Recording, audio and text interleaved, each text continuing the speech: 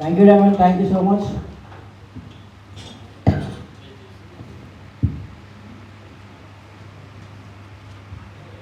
Good evening, champions. Good evening, champions. Sound ఇక్కడి నుంచి ఎక్కువ వస్తుంది, ఇక్కడ ఎక్కువ మంది ఉన్నారు అంటారా? Okay, so good evening everyone. నా పేరు శివకుమార్ ఆకుల,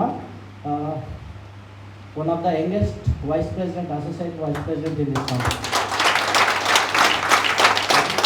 సో చాలామంది యంగ్స్టర్స్ కనిపిస్తున్నారు ఈరోజు. సో ఒకసారి హ్యాండ్ రైజ్ చేయండి, ఎవరైనా యంగ్స్టర్స్ ఉన్నారా హాల్లో? అందరు యంగ్స్టర్స్, సూపర్. సో ఎప్పుడైతే బ్రెయిన్ యాక్సెప్ట్ చేస్తుందో నేను యంగ్స్టర్ని అని చెప్పి, యూ ఆర్ ద యంగ్స్టర్. 80 వచ్చిందా, 90 వచ్చిందా, 60 సంబంధం లేదు. మనం ఎప్పుడైతే 25 నేను యంగ్స్టర్ ఆలోచించకపోయినట్టు, అందుకే చెప్తారనమాట. సో ఓకే, సో నా పేరు శివకుమార్ ఆకుల. దాని తర్వాత నా ఎలా వచ్చాను ఏంటి ప్రాసెస్ కొద్దిసేపు నేను మీతో మాట్లాడతాను. సో దట్ ఎందుకు మాట్లాడుతున్నాను అంటే, సేమ్ థింగ్ ఇక్కడ ఎవరైతే వచ్చారో ప్రతి ఒక్కరి లైఫ్లో కూడా చేంజ్ అవ్వడానికి అవకాశం ఉంది. మన లైఫ్ చేంజ్ చేసుకోవడమే కాదు, ఎంటైర్ జనరేషన్స్ని చేంజ్ చేసుకోవాలి. Are you ready? సో నేను మీకు ఆ డెసిషన్ తీసుకోవడానికి సపోర్ట్ యూజ్ అవుతాను. ఓకే, సో ఎందుకు మనం డెసిషన్ తీసుకోవాలి, ఎందుకు బిజినెస్ చేయాలి, ఎలా చేయాలి, ఇదంతా కూడా చాలా ఉంటుంది. నా ఇంట్రడక్షన్ చెప్తాను. సో ఇంతకుముందు చెప్పినట్టు నా పేరు శివకుమార్ ఆకుల. సో యాక్చువల్గా నేను ఎంబీఏ కంప్లీట్ చేశాను.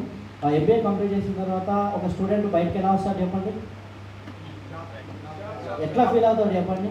ఐఎమ్ ద కింగ్, ఏదైనా చేసేస్తా, ఎవరైనా నాకు చెప్పేది, అందరికీ ఇట్లా చాలా ఉంటుంది, అవునా కదా? సో అలాంటి ప్రాసెస్లో నేనేమనుకున్నా అంటే, బయటకు వచ్చిన తర్వాత ఇక నాకు ఎడ్యుకేషన్ అయిపోయింది. స్టార్టింగ్ నుంచి ఏమని చెప్పారు? 10th ఒక్కటి చదువు ఏమని చెప్పారు? ఇది నీ లైఫ్లో ఫౌండేషన్, ఇది లేకపోతే ఎందుకు పనికిరావు, ఇట్లనే చెప్పారు. సో దాని తర్వాత ఏం చేసినాం? కష్టపడి ఏదో 10th పాస్ అయిపోయినాం. దాని తర్వాత ఇంటర్కి వచ్చినాం. ఇంటర్లో ఏమన్నారు తెలుసా? మళ్ళీ సేమ్ స్కామ్. ఓకే, సో ఏమని చెప్పారు? ఈ 2 సంవత్సరాలు నీ లైఫ్లో ఇంకా ఇంపార్టెంట్. 2 సంవత్సరాలు మేము చెప్పినట్టు చదువుకున్నాం, మంచిగా చదువుకున్నాం అంటే లైఫ్లో నేను ఎవ్వరు ఆపలేదు. ఎంతమంది విన్నారు ఇది? లేదా పేరెంట్స్కి ఎంతమంది మీరు చెప్పారు పిల్లలకి? సో 2 years కష్టపడి చదివినాం, ఎక్కడ పోయినాం, చదివినాం, అయిపోయింది. సో 2 years తర్వాత మళ్ళీ ఏమని చెప్పారు తెలుసా?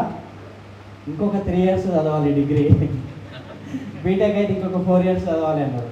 రైట్? సో మళ్ళీ సరే ఓకే అంటున్నారు కదా, ఇక లైఫ్లో ఇదే లాస్ట్. అంటే ఇంటర్లో ఏమని చెప్పారంటే, మంచిగా చదువుకున్నాం అనుకోండి 2 years, ఇంటర్మీడియట్ అవుతావు, లేకపోతే ఇంటర్మీడియట్ అవుతావు అని చెప్పారు అన్నమాట.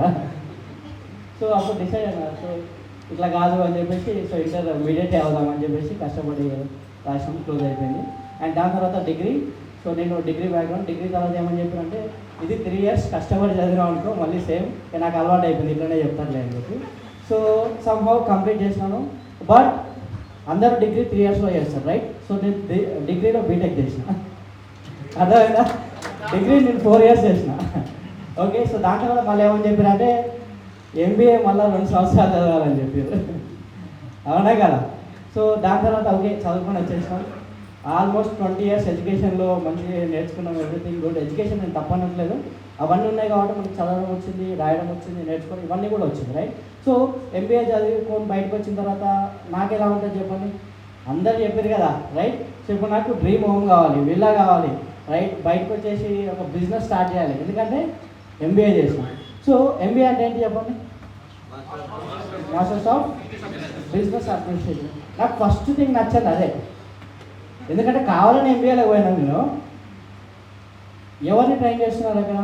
Master of business administration. ఎవరు టీచ్ చేస్తున్నారు? బిజినెస్ చేసిన వాళ్ళు నాకు టీచ్ చేస్తున్నారా, ఎంప్లాయీస్ టీచ్ చేస్తున్నారా? అంటే ఒక బిజినెస్ ఎట్లా చేయాలని చెప్పేసి ఎంప్లాయీస్ నేర్పిస్తారు అన్నమాట, అవునా కదా? అంటే సారీ ఎవరైనా హర్ట్ అయితే, ఎందుకంటే అలా ఉంది. సో అలా అనుకున్నాను. దాని తర్వాత బయటకు వచ్చిన తర్వాత ఇవన్నీ అనుకున్నాను. బట్ నాకు అక్కడ ఏం ప్రాబ్లం అయిందంటే, ఇవన్నీ చెప్పుకుంటూ వచ్చారు కదా, ఒక రెజ్యూమే పట్టుకొని బయటికి వెళ్ళి ఎప్పుడైతే ఇంటర్వ్యూగా అప్పుడు తెలిసిందనమాట. అంటే ఒక సెల్ఫ్ ఇంట్రడక్షన్ ఇవ్వడానికి కూడా చాలామంది భయపడతారు. అంటే నేనని కాదు, నాకు కూడా సేమ్ థింగ్ వచ్చింది. అండ్ దాంతోపాటు ఫ్రెండ్స్ ఎవరైతే ఉంటారో వాళ్ళందరూ కూడా 20 years చదువుకున్న తర్వాత కూడా ఒక సెల్ఫ్ ఇంట్రడక్షన్ ఇవ్వడానికి కూడా భయపడితే ఇంకెట్లా ఉంటుంది చెప్పండి? మళ్ళీ ఒక ఏదో కోర్స్ నేర్చుకోవాలని చెప్తారు బయటకు వచ్చినాక. ఐటీ సైడ్ పోతావు, ఏ సైడ్ పోతావు, మళ్ళీ కోర్స్. ఓకే, సో ఆ ప్రాసెస్లో వచ్చేసి బయటకు వచ్చిన తర్వాత నేను ఏదైనా చేసేస్తాను, నాకు ఏ జాబ్ కావాలంటే అది వచ్చేస్తుంది. ఎందుకంటే అల్టిమేట్గా చిన్నప్పటి నుంచి మనల్ని ఎందుకు స్టడీకి పంపించారు చెప్పండి? అల్టిమేట్గా మెయిన్ రిజల్ట్ ఏంటి చెప్పండి? మంచిగా చదువుకుంటే మంచి జాబ్ వస్తుంది, మంచి జాబ్ వస్తే మంచి వైఫ్ వస్తుంది. మంచి వైఫ్ వస్తే మంచి లైఫ్ ఉంటుంది, రైట్? సో మంచి జాబ్ వచ్చిన తర్వాత మంచి వైఫ్ రావచ్చు, బట్ మంచి లైఫ్ ఎవరికైనా ఉందా జాబ్లో? లేదు. సో నేను అక్కడ నుంచి ఒక ప్రైవేట్ కంపెనీలో జాబ్ చేయడం జరిగింది. అరౌండ్ 12,000 రూపీస్ నేను అక్కడ జాబ్ చేశాను. 12,000 తర్వాత ఇన్సెంటివ్స్ అవన్నీ కలిపి అరౌండ్ 20-25,000 వచ్చాయి. ఓకే, శాలరీ వచ్చేసి 12,000, ఒక 20-25,000 ఇన్సెంటివ్స్ వచ్చాయి. సో అప్పుడు నేను అనుకున్నా ఏంటంటే ఒక బైక్ తీసుకున్నాంలే అని చెప్పేసి ఒక బైక్ తీసుకోవడం జరిగింది. సో అది నా హార్డ్ ఎర్నింగ్ మనీతో నేనే ఓన్గా బైక్ తీసుకున్నాను. దాని తర్వాత ఏమవుతుంది, బైక్ ఎట్ ఏ టైం తీసుకోగలుగుతామో, ఈఎంఐలో తీసుకోవాలి. సో ఈఎంఐలో ఎందుకు తీసుకున్నానంటే అక్కడి నుంచి ఒక ఇన్కమ్ వస్తుందని గ్యారెంటీతో తీసుకున్నాను. దాని తర్వాత ఎవ్రీ మంత్ ఈఎంఐ పే చేసి వెళ్ళిపోయింది. దాని తర్వాత కొద్ది రోజుల తర్వాత ఏమంటే ఎగ్జాక్ట్గా ఒక 1 year 1.5 years జాబ్ చేసినాం. జాబ్ చేసిన తర్వాత మీ అందరికి కూడా ఎక్స్పీరియన్స్, మనకి ఎంతైతే మనీ వస్తుందో సేవింగ్స్ ఉంటాయా మన దగ్గర ఏమన్నా? ఎందుకంటే ఈ మంత్ వస్తుందంటే ఆల్మోస్ట్, ఈ మంత్ శాలరీ వస్తుందంటే ఆల్మోస్ట్ 25 నుంచో లేదంటే 20 నుంచో మళ్ళీ శాలరీ కోసం ఎదురు చూస్తూ ఉంటాం. వచ్చింది కూడా మనకి సరిపోదు, లేదా సమ్ పీపుల్ ఇంకెట్లా ఉంటారంటే డెబిట్స్లో కూడా ఉంటారు. సో చాలామంది ఇంకా చేసే థింగ్ ఏంటంటే క్రెడిట్స్ కార్డ్ కూడా యూజ్ చేసే వాళ్ళు ఎవరైనా ఉన్నారనుకోండి, క్రెడిట్ కార్డ్ యూజ్ చేస్తారు, మళ్ళీ కడతారు, మళ్ళీ శాలరీ రాగానే యూజ్ చేస్తారు. ఇదే ప్రాసెస్లో రన్ అవుతుంది, రైట్? సో ఇలాంటి ప్రాసెస్లో ఉన్నప్పుడు అల్టిమేట్గా మనం ఏం థింక్ చేస్తాం, మనకి మంచి ఇన్కమ్ వస్తుంది, ఫ్యామిలీని సెట్ చేయాలి, అవునా కదా?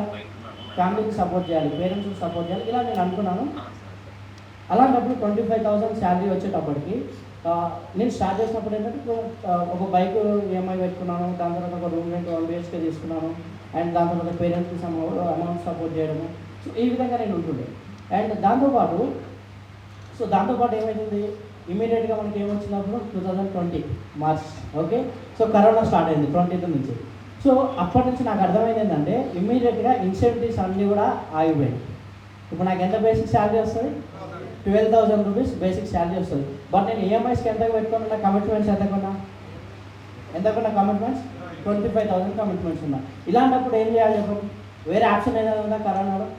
ఏం లేదు, ఆ శాలరీ రావడమే ఎక్కువ. బట్ సేమ్ థింగ్ నేనేమంటున్నా అంటే మనందరం కూడా జాబ్ చేస్తున్నాం, ఎవ్రీథింగ్ బాగుంది. బట్ ఏదైనా సిచ్యువేషన్ వల్ల, అంటే హెల్త్ ప్రాబ్లం వల్ల కానీ ఫ్యామిలీ ప్రాబ్లం వల్ల కానీ మనం జాబ్కి వెళ్ళలేని సిచ్యువేషన్ వస్తే మనకి శాలరీ వస్తుందా? శాలరీ రానప్పుడు ఈఎంఐ ఏమైపోతుంది, పిల్లల స్టడీస్ ఏమైపోతుంది, లేదంటే పేరెంట్స్కి సపోర్ట్ ఏమవుతుంది, హెల్త్ ఏమవుతుంది, అవునా కదా? ఇది ఒక ఛాలెంజ్ వస్తుందా రాదా? చెప్పగలుగుతామా? లేదు. ఓకే, హెల్త్ బాగుంది, ఫ్యామిలీ ఎవ్రీథింగ్ బాగున్నారు. సో ఇప్పుడు ఆర్గనైజేషన్కి ఏదైనా ఛాలెంజ్ వచ్చింది, లేదా మన బాస్ మనకు వాళ్ళేరు, తనకు నేను నచ్చలేదు, if they can hire you they can fire you, అవునా కదా?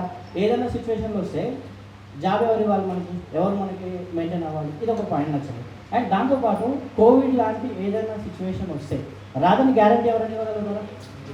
ఎవరు ఇవ్వలేరు కదా.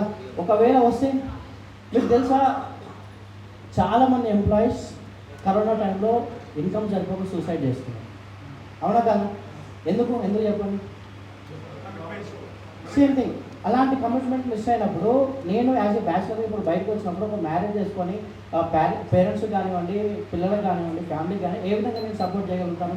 ఇది నాకు ఒక లూప్ హోల్ లాగా కనిపించింది. అంటే ఎట్ ఎనీ టైం ఏదైనా థింగ్ జరగవచ్చు, బట్ అప్పుడు మనం ఉండలేకపోయినా ఒక ఫ్యామిలీకి సెక్యూరిటీ క్రియేట్ అవ్వాలి అని చెప్పేసి. బట్ ఏదైనా సిచ్యువేషన్లో వాళ్ళకి ఇన్కమ్ రావడం ఆపేసింది అనుకోండి, అప్పుడు ఇన్కమ్ వస్తుందా లేదా? ఎలా ఉంటారు చెప్పండి? అప్పుడు మళ్ళీ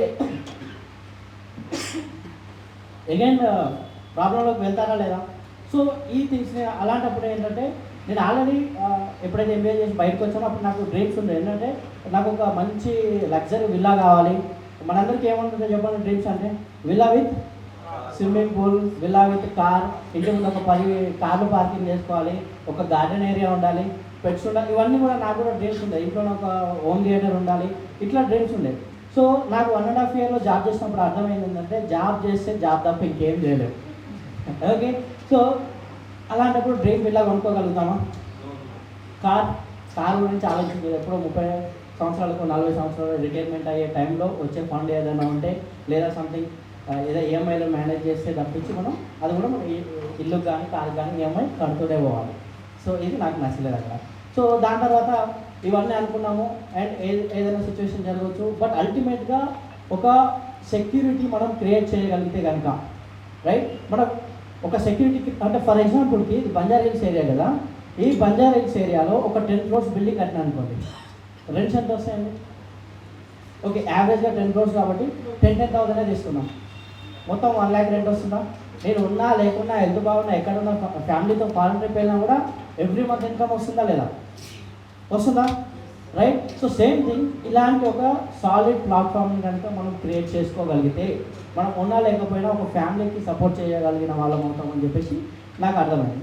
సో అలాంటి టైంలో ఈ గ్రేట్ ఆపర్చునిటీని నాకు ఇంట్రడ్యూస్ చేసింది గ్రేట్ లీడర్ శ్యాంప్రసాద్ గారు. ఎందుకంటే నా స్ట్రగుల్ ఎవ్రీథింగ్ కూడా తను చూస్తున్నారు, డ్రీమ్స్ ఏంటి అవన్నీ కూడా చూస్తున్నారు.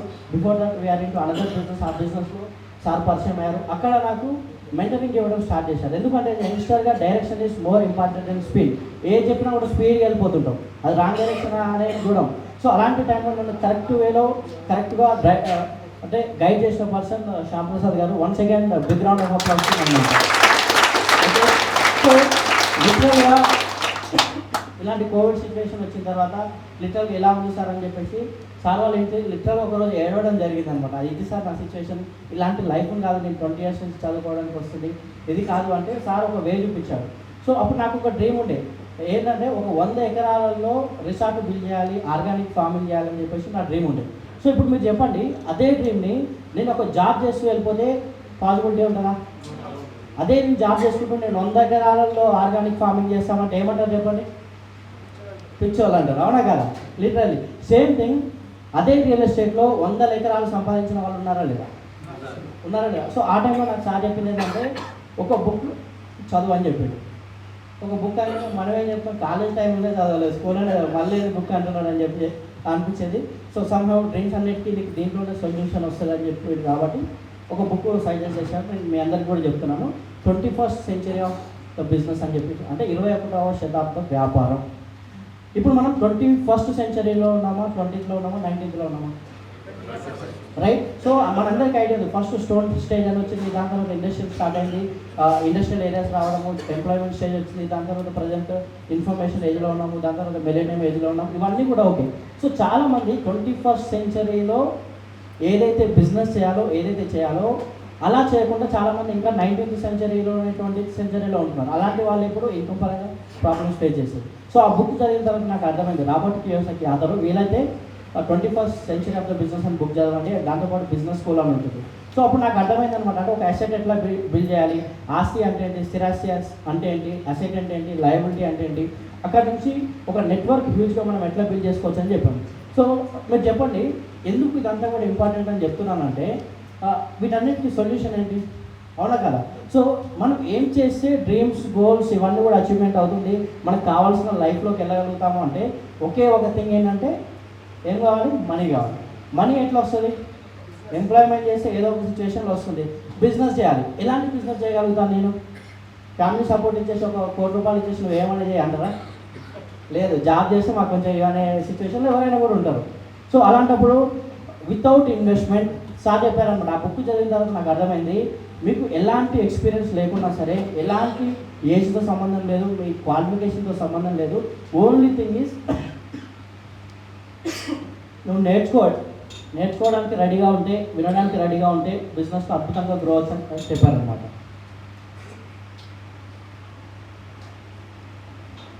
సో అప్పుడు నాకు అర్థమైపోయింది, అనమాట. ఓకే, సో బిజినెస్ చేద్దాము ఎలా అని చెప్పేసి ఈ టీఎమ్స్కి ఇంట్రడ్యూస్ చేయడం జరిగింది.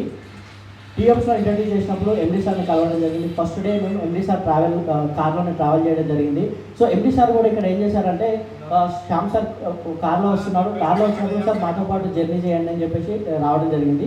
సో ఆ 30 minutes ఏదైతే ఉందో ఆ 30 minutesలో నాకు నా లైఫ్ కనిపించింది అక్కడ. సో ఎందుకు అంటే, ఏవైతే జనరల్గా అదే రోజు ఎండీ సార్ చాలా వర్క్స్ ఉంటాయి కదా, ఒక సైట్ లాంచింగ్ రోజు అన్నప్పుడు మాతో కలిసి ట్రావెల్ చేయాల్సిన అవసరమే లేదు, లేదా ఏదో క్యాబ్ ఇచ్చేసినా వచ్చి ఉంటాం, అవునా కదా? బట్ అది కాదు అని చెప్పేసి ఆ రోజు ఒక 30 minutes ఏదైతే ఉందో ఆ 30 minutesలో ఆ రోజు మేము తీసుకున్న డెసిషనే రీసెంట్గా పుకెట్ అండ్ మలేషియా వెళ్ళొచ్చాము. విత్ 19 members టీమ్తో మేము వెళ్ళొచ్చాము. అండ్ మై టీమ్ వచ్చేసి global reality team, around 650 members మన టీంలో ఉన్నారు. So we're building huge business and 2030 vision 2030 అని చెప్పేసి మేము ఒక విజన్ పెట్టుకున్నాము. ఆ విజన్లో 500 crore బిజినెస్ టర్నోవర్ చెప్పాలని నా డ్రీమ్ అనమాట. సో అది మేము గ్లోబల్ రియాలిటీ చేసాము. ఓకే, సో బిజినెస్లోకి వచ్చిన తర్వాత ఎలా చేసాము ఏంటని కొన్ని మాట్లాడతాను. సో బిజినెస్లోకి వచ్చిన తర్వాత నేనేమంటున్నా, రియల్ ఎస్టేట్లో దున్నేయచ్చు, అది చేయొచ్చు, ఇది చేయొచ్చు, ఎవరు చెప్పినా కూడా ప్లాట్ కొంటారు. అంత ఈజీయా? ఒక షాప్కి వెళ్ళామనుకోండి, ఒక షర్ట్ కొనాలంటే ఏం చేస్తాం? అక్కడ ఉన్న షర్ట్స్ అన్నీ తీసేది. అదే లేడీస్ అయితే ఇంకా చెప్పనక్కర్లేదు. సో సేమ్ థింగ్, ఒక చిన్న ప్రోడక్ట్ దగ్గరే అక్కడ మనం ఆలోచిస్తే ఒక 10 లక్షలు 20 లక్షలు అంటున్నారు. ఇవన్నీ కూడా అంటే నెలకు ఒక 1 lakh అనుకున్నప్పుడు మనకి ఇంకెంత ట్రైనింగ్ కావాలి? అవునా కదా? ఒక 10,000 20,000 లేదంటే 50,000 వచ్చే శాలరీ కోసమే 20 సంవత్సరాలు కష్టపడి చదువుకుంటే ఇక్కడ వచ్చే 1 lakh కోసం 2 lakhs కోసం మనం ఇంకెంత ట్రైనింగ్ కావాలి? అవునా కదా? చాలామంది అనుకుంటారు ఏంటంటే, సార్ నేను ట్రై చేసినా సక్సెస్ అవ్వలేదు, ట్రై చేసినా సక్సెస్ అవ్వలేదు. ట్రై చేస్తే ఎవరు కూడా సక్సెస్ అవ్వరు. ప్యాషన్గా బిల్డ్ చేసి సక్సెస్ అవ్వకపోతే అప్పుడు చెప్పండి. సో ఎందుకంటే ప్యాషన్గా బిల్డ్ చేస్తాం కాబట్టి ఇక్కడ దాకా వచ్చాము. అండ్ బిజినెస్ తీసుకున్నాము, డీటెయిల్స్ ఎవ్రీథింగ్ అయిపోయింది. ఒకరోజు మీలాగే ఒక సెషన్లో వినడం జరిగింది. దాని తర్వాత ఒక ID, Aadhaar card, pan card, bank details ఇచ్చేసిన తర్వాత ఐడి క్రియేట్ చేశారు. దాని తర్వాత ఒక ఐడి జనరేట్ అయింది. ఇప్పుడు ఎవరు బిజినెస్ స్టార్ట్ అయింది? కియోమ్ బిజినెస్ స్టార్ట్ అయిందా? నా బిజినెస్ స్టార్ట్ అయిందా? నా బిజినెస్ స్టార్ట్ అయింది. మీ పేరు ఎక్కడైతే ఉంటుందో అక్కడ నుంచి మీ బిజినెస్ స్టార్ట్ అయింది. ఇప్పుడు బిజినెస్కి ఓనర్ ఎవరు? నేనే కదా.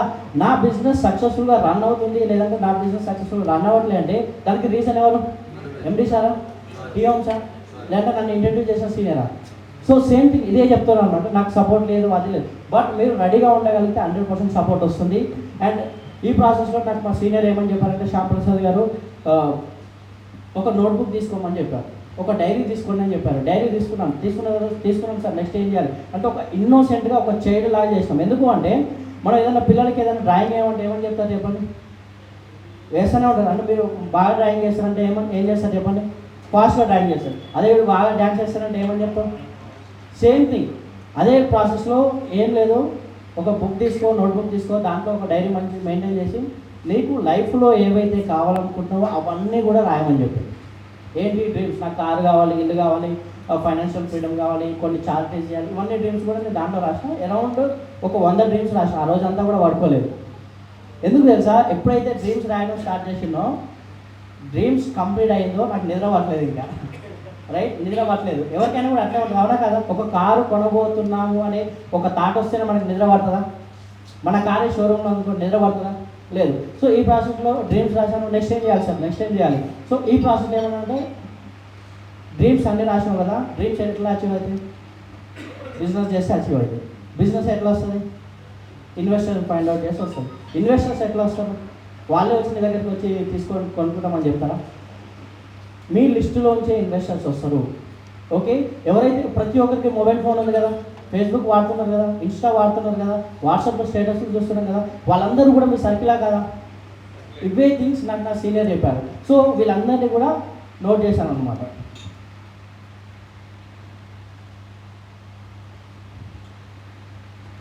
ఓకే, నోట్ చేసిన తర్వాత చాలామంది చేసే మిస్టేక్ ఇక్కడ ఏంటంటే, సార్ ఆ రోజు చెప్పారనమాట, శివ నువ్వే ఇప్పుడే ఎవరితో కూడా మాట్లాడకు. నా ఎగ్జైట్మెంట్ ఎట్లా ఉంది, మంచి ఆపర్చునిటీ విషయం, లిస్ట్ కూడా రెడీగా ఉన్నారు, నేను చెప్పేస్తే ఓకే అంటానంటే ఈ ప్రాసెస్లో నేను వినకుండా ఏం చేస్తాను అంటే ఇమీడియట్గా ఒకరిద్దరితో మాట్లాడాను. నేను మంచి బిజినెస్ స్టార్ట్ చేసిన 100 ఎకరాలు సంపాదిస్తాను, నెలకి ₹1,00,000 సంపాదిస్తాను మాట్లాడితే వాళ్ళు ఏమంటారు చెప్పండి? మన చుట్టూ ఉన్నదందరూ ఎంప్లాయీసే కదా, మిలియనీర్స్ ఉన్నారు ఎవరైనా. సో వాళ్ళు యాక్సెప్ట్ చేయలేరు. 1 lakh సంపాదిస్తాను, నువ్వు చేయగలుగుతావా? సో రియల్ ఎస్టేట్లో వాళ్ళు చేయగలుగుతారా? ఎడ్యుకేషన్ లేని వాళ్ళు చేస్తున్నారు, నువ్వు ఎంబీఏ చేసి ఇదేంది చేసేది, ఇట్లా చాలా చెప్పారు అనమాట. సో అప్పుడు ఏమన్నా అంటే నేను సరే శ్యామ్ సార్ చెప్పకుండా నేను మళ్ళీ మాట్లాడాను. ఒకరిద్దరితో మాట్లాడాక నాకు సినిమా అర్థమైంది, అంత ఈజీగా అది బిజినెస్ అని చెప్పి. సార్ నాకు ఇట్లా అంటున్నారు సార్, మీకేం సార్ మంచిగా కార్లో వస్తారు, ఏసీలో కూర్చుంటారు, ఎన్ని ట్రైనింగ్ లైన్ ఇస్తారు, నా అల్టిమేట్గా గ్రౌండ్లో పనిచేసేది కాబట్టి నాకు అవ్వట్లేదు సార్, ఇక ఇంకోసారి కార్ రిలీవ్ చేయాలని స్టేజ్కి వెళ్ళిపోయినప్పుడు మళ్ళీ కూర్చోబెట్టి చెప్పింది అనమాట, ఇది కాదు, బిజినెస్ని 2 డిఫరెంట్ వేస్లో చేయొచ్చు. ఒకటి నీ ఓన్ వేలో చేయొచ్చు.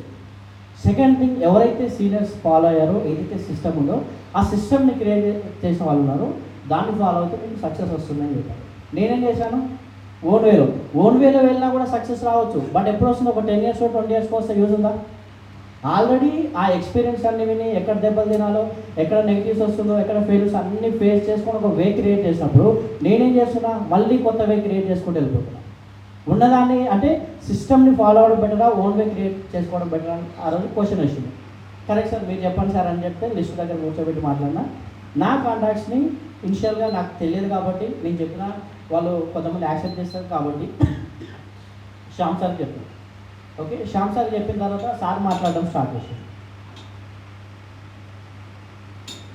శ్యామ్ సార్ మాట్లాడిన తర్వాత ఆ ప్రాసెస్లో నేనేమనుకున్నా అంటే ఒకటే thing, job business everything okay, నాకు అక్కడ 25,000 వచ్చేది. దీంట్లోకి వచ్చిన తర్వాత అట్లీస్ట్ ఒక 1 lakh సంపాదించలేను. ఎందుకంటే జాబ్లో ఏం చేస్తాం, మార్నింగ్ 8:30 9 o'clock రెడీ అయ్యి వెళ్ళిపోతాం, నైట్ 7 8 అవుతుంది. ఒకవేళ మంత్ ఎండ్ వచ్చిందంటే 11 12 కూడా అయ్యేది. ఇది సిచ్యువేషన్. నేను అంతే డెడికేషన్గా రియల్ ఎస్టేట్లో పనిచేస్తే ఒక్క ప్లాట్ను సేల్ చేయలేనా అనుకో. ఒక ప్లాట్ సేల్ చేస్తే ఎంత వస్తుంది? 1 lakh వస్తుంది కదా యావరేజ్గా. సో ఇలా సేమ్ థింగ్ అనుకున్న ఇదే ప్రాసెస్తో రియల్ ఎస్టేట్లోకి రావడం జరిగింది.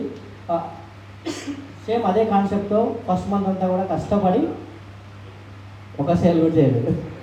ఓకే, సో ఆల్రెడీ నాకు ఈఎంఐస్ ఉన్నాయి అండ్ ఆల్రెడీ చాలా థింగ్స్ అనేది సపోర్ట్ ఉంది. అండ్ ఇంకో మోస్ట్ ఇంపార్టెంట్ థింగ్ ఏంటంటే ఇక్కడ నేను ఒక పెద్ద రిస్క్ చేస్తున్నాను. నా లైఫ్లోనే బిగ్గెస్ట్ రిస్క్ ఏదైనా ఉందంటే ఇదే. ఎందుకంటే నేను రియల్ ఎస్టేట్ చేస్తున్నప్పుడు మా పేరెంట్స్ యాక్సెప్ట్ చేయలేదు. ఎందుకంటే ఎంబీఏ చేసినాం కాబట్టి, ఆల్రెడీ సమ్ అమౌంట్ వాళ్ళకి పంపిస్తున్నాం కాబట్టి ఇదే చేయాలి ఇదే అని చెప్పారు. సో ఆ ప్రాసెస్లో నేను లేదు. సో నేనేమని చెప్పినా అంటే రియల్ ఎస్టేట్లోకి వస్తున్నా అని చెప్పి జాబ్ రిజైన్ చేసిన తర్వాత వాళ్ళకి చెప్పాను. సో చాలామంది వీలైతే మీరు ఏం చేయండి అంటే జాబ్ని కంటిన్యూ చేస్తూ పార్ట్ టైంగా ఫస్ట్ బిల్డ్ చేయండి. మీకు కావాల్సినంత ఇన్కమ్ వచ్చిన తర్వాత అప్పుడు మీరు రియల్ ఎస్టేట్లో ఫుల్ టైంగా చేయండి. లేదా నేను చేయగలుగుతానని అలాగే ఓవర్ కాన్ఫిడెన్స్లో అనుకోండి, కాన్ఫిడెన్స్ అనుకోండి ఉందనుకోండి, ఫుల్ టైం చేసి పడండి. ఎందుకంటే నేను 30 days అదే అనుకున్నా, 30 days సేల్ చేసి ఒక ప్లాట్ సేల్ చేయగలుగుతాను అనుకున్నా. బట్ ఆ మంత్ చేయలేదు.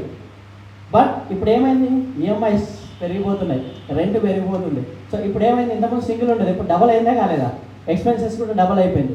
సో ఇప్పుడు ఎవరు అడిగినా కూడా ఇచ్చే సిచ్యువేషన్ లేదు. ఎందుకంటే పేరెంట్స్కి ఏమని చెప్పినా జాబ్ చేస్తేనే వాళ్ళు సపోర్ట్ చేస్తారు. సో ఇలా ఉన్నాం, ఫ్రెండ్స్ని అడగలేము, రిలేటివ్స్ ఎవరు కూడా మనం అడగలేము. సో ఇలాంటి ప్రాసెస్లో సెకండ్ మంత్ కష్టపడ్డా. సేమ్ థింగ్ ఇంతకుముందు చెప్పాను కదా, ఓన్ వేలో చేస్తే బెటరా సిస్టమ్ సీనియర్ ఫాలో అయిన వేరే చేస్తాను. సేమ్ థింగ్ ఫాలో అయ్యాను. ఆ మంత్ నాకు check 2,50,000. That is my first check. 2 parts. Okay, so ఇంతకుముందు నాకు ఏదైతే 1 year శాలరీ వచ్చేదో 1 monthలోనే, ఐ మీన్ 2 monthsలోనే నాకు 1 year శాలరీ వచ్చిందా? నాకు నేను శాలరీస్ ఇచ్చుకోవచ్చు లేదా అనుకున్నా. బట్ ఆ సేల్ అవ్వడం కూడా అంత ఈజీ కాదు. ఎందుకు అంటే నేను ఫస్ట్ ఎవరిని కాంటాక్ట్ అవ్వాలి, ఇంతకుముందు చెప్పాను ఫేస్బుక్ ఉంది, ఇవన్నీ ఉంది అని. సో అలాంటి ప్రాసెస్లో నేను ఏం చేశానంటే ఫస్ట్ పేరెంట్స్తో మాట్లాడినప్పుడు వద్దని చెప్పాను. సో రిలేటివ్స్కి నేను టచ్ చేయడానికి ఆప్షన్ లేదు. ఏ రిలేటివ్ని టచ్ చేసినా కూడా మళ్ళీ అల్టిమేట్గా ఎక్కడికి పోతుంది, మళ్ళీ మీ వాడు ఇది చేస్తున్నాడు ఇది అడుగుతున్నాడు నెగిటివ్. సో అది మనకి తలకే నొప్పి వదిలేసి. సెకండ్ థింగ్ ఎవరితో మాట్లాడాలి, ఫ్రెండ్స్. నా ఏజ్ గ్రూప్లో అరౌండ్ 20 to 23 ఆ ఏజ్ గ్రూప్లో నా ఫ్రెండ్స్కి చెప్తే ఇన్వెస్ట్మెంట్ చేస్తారా వాళ్ళు? సో అలాంటప్పుడు నాకు షేర్ ఎట్లా కావాలి, రైట్? సో ఇలాంటి ప్రాసెస్ నాకు ఏమని చెప్పినంటే కోల్డ్ కాంట్రాక్ట్స్ పైన ఫోకస్ చేయని చెప్పింది. కోల్డ్ కాంట్రాక్ట్స్ అంటే కిరాణా షాప్ వెళ్ళడం కానీ, ఏదైనా స్టేషనరీకి వెళ్ళడం కానీ, ఏదైనా ట్రావెల్ చేసేటప్పుడు పక్క ఈ ట్రిక్స్ ద్వారా నేను ఏం చేశానంటే ఒక పర్సన్ని కాంటాక్ట్ చేయడం జరిగింది. ఆ మాట్లాడిన తర్వాత కూడా నాకు ఏమైనా క్లోజ్ చేయడము, ఎక్స్పీరియన్స్, సైట్ చెప్పడం ఇవన్నీ ఏమొచ్చాం ఏం కాదు, సింపుల్గా సార్ ఇది సిచ్యువేషన్ అని చెప్పేసి హ్యాండ్ అవుట్ చేయడం జరిగింది. దాని తర్వాత 2,50,000 చెక్ వచ్చేలాగా వాళ్ళు చేశారు, right? So first your senior. ఎందుకంటే మీకు డీల్ క్లోజ్ చేయాలని చెప్పేసి ఎంతైతే బాగుందో మీ సీనియర్ కూడా అంతే ఉంటుంది, అవునా కదా? సో ఎప్పుడైతే మీ సీనియర్తో కమ్యూనికేషన్ ఉంటారో, ఎప్పుడైతే వాళ్ళు చెప్పేది మీరు వింటారో అప్పుడే ఆటోమేటిక్గా మనకి సక్సెస్ రావడం జరుగుతుంది.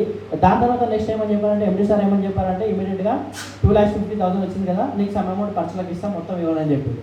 సో ఏం చేయాలి సార్ అంటే నేనేమనుకుంటున్నా 1 year నాకు గడిచిపోతుంది, ఎలాంటి శాలరీస్ ఇవ్వాల్సిన పని లేదు. దీన్ని నాకు నేనే 1 year శాలరీస్ ఇచ్చుకుంటాను. ఎందుకంటే 2,50,000 ఉన్నాయి, ఇప్పటి నుంచి చేయాలని కూడా నాకు ఏం కావాలో అవి అనుకుంటా అని చెప్పేసి సేవింగ్స్ పెట్టుకోవడానికి పెట్టినాను. సో అప్పుడు ఏమన్నా అంటే నీకు కావాల్సిన ఎక్స్పెన్సెస్ ఇస్తాను, మిగతా అమౌంట్ ఇవ్వనంటే సరే సార్ అని చెప్పి ఎండి సార్ ఇవ్వని చెప్పి శ్యామ్ సార్ని తీసుకొని వెళ్ళాను ఎండి సార్ దగ్గరికి.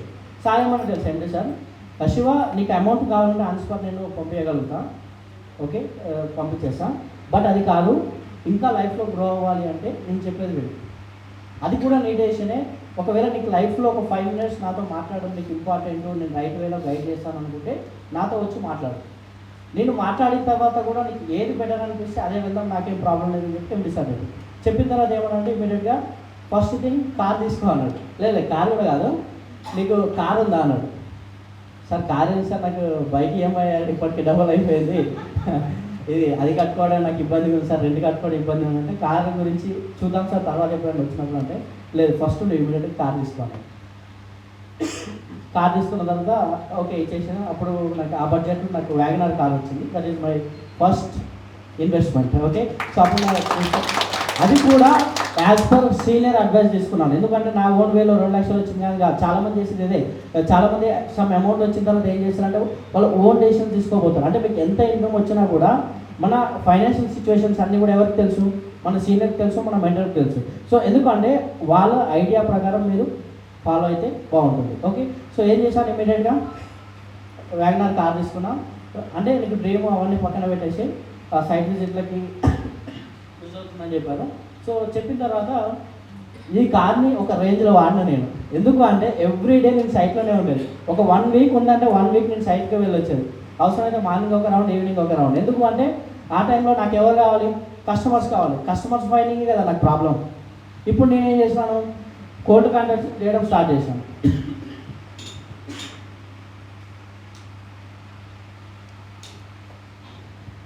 కోల్డ్ కాంటాక్ట్ చేయడం స్టార్ట్ చేశాను. ఈ ప్రాసెస్లో మాట్లాడిన ప్రతి ఒక్కరు ప్లాట్ చేసుకుంటారా? మేబీ వాళ్ళ ఫైనాన్షియల్ ప్రాబ్లం ఉండొచ్చు, లేదా వాళ్ళ దగ్గర ఎనఫ్ ఇన్వెస్ట్మెంట్స్ ఉండొచ్చు, లేదా రీసెంట్గా తీసుకొని ఉండొచ్చు, లేదా ఆ టైంలో చాలా రీజన్స్ ఉంటాయి. అవన్నీ కూడా మనం పర్సనల్గా తీసుకోవాల్సిన అవసరం లేదు. ఏదైనా నెగిటివ్స్ వచ్చినా కూడా యాక్సెప్ట్ చేస్తూ నేర్చుకుంటుంటే సరిపోతుంది. సో ఆ ప్రాసెస్లో నేనేం చేశానంటే వీళ్ళందరూ వద్దన్నారు కదా, ఎందుకు వద్దన్నారో రీజన్స్ వెతకడం స్టార్ట్ చేశాను. ఎందుకు? ఇప్పుడు మాట్లాడిన సిచ్యువేషన్స్ ఉంటుంది. ఇలాంటి వాళ్ళని మనం ఏం చేయొచ్చు? బిజినెస్ పార్ట్నర్ చేయొచ్చా లేదా? టీమును బిల్డ్ చేయొచ్చా లేదా? సో విపరీతంగా టీమ్స్ బిల్డ్ చేయడం స్టార్ట్ చేశాను. ఒక ప్లాట్ మీరు తీసుకుంటారా? లేదు. ఎందుకు తీసుకోవట్లేదు? Budget problem. రండి కలిసి పనిచేద్దాం. మీ ప్లాట్ కోసం పనిచేద్దాం. మీకు కారు ఉందా? లేదు. సో కలిసి పనిచేద్దాం.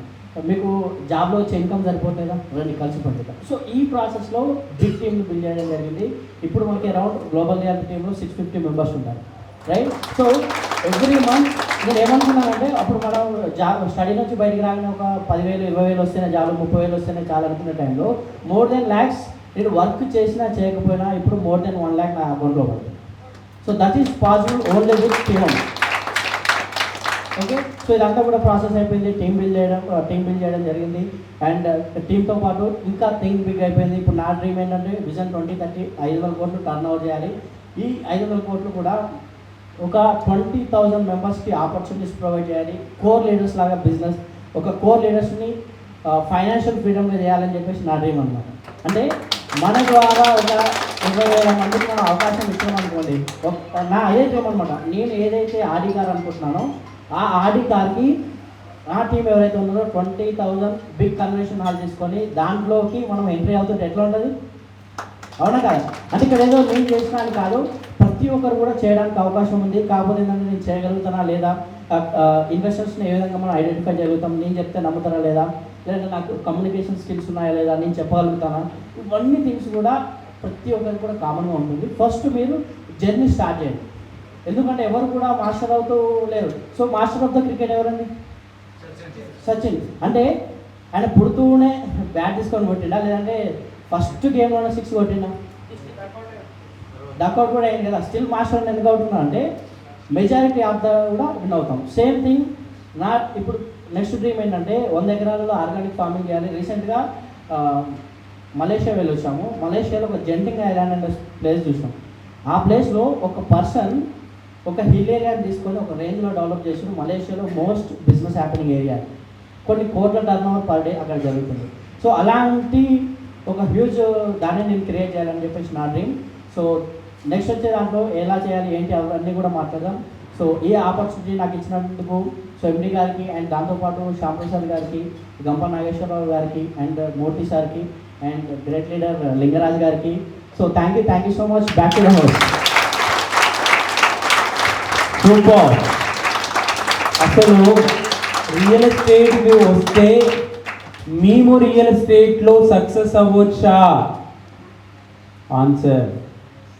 ఒకవేళ రియల్ ఎస్టేట్కి వస్తే కస్టమర్స్ ఎలా దొరుకుతారు? ఆన్సర్. అసలు మనం రియల్ ఎస్టేట్లో హ్యాపీగా సక్సెస్ అవ్వచ్చా? ఆన్సర్.